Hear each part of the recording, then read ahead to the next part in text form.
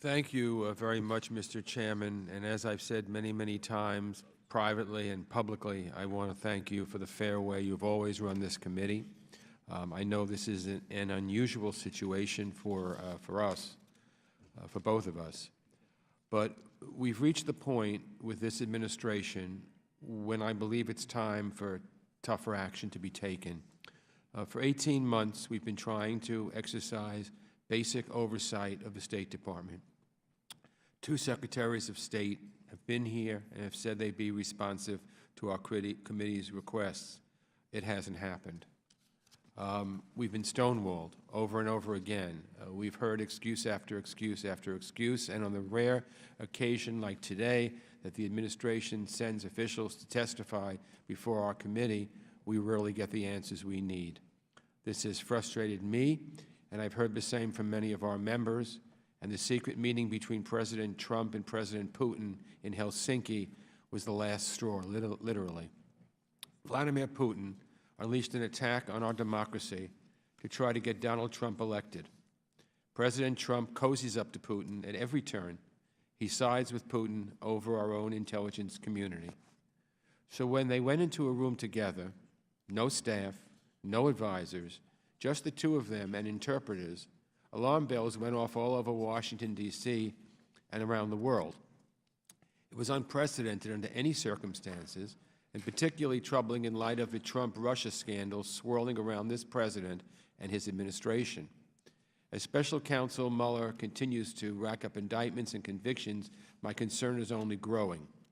Now, 2 months later, the alarm is still going off because the American people still have no idea what was discussed in that meeting between Putin and Trump. We need to know. This is a matter of national security.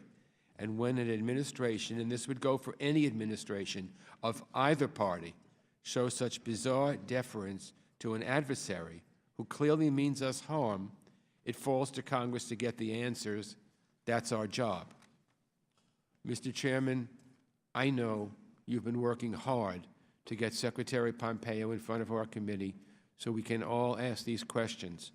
It's outrageous that he hasn't come before us, especially since he did pay the Senate that courtesy.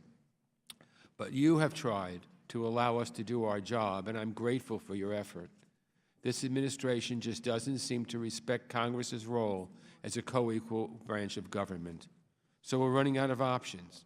The resolution that Mr. Boyle has introduced represents one of the few tools Congress has in its rules to get answers from an administration. I share the frustration that led Mr. Boyle to offer this measure, and I fully support his effort to find out what happened in President Trump's failed summit with the Russian dictator in Helsinki. I think it's a pretty reasonable set of requests.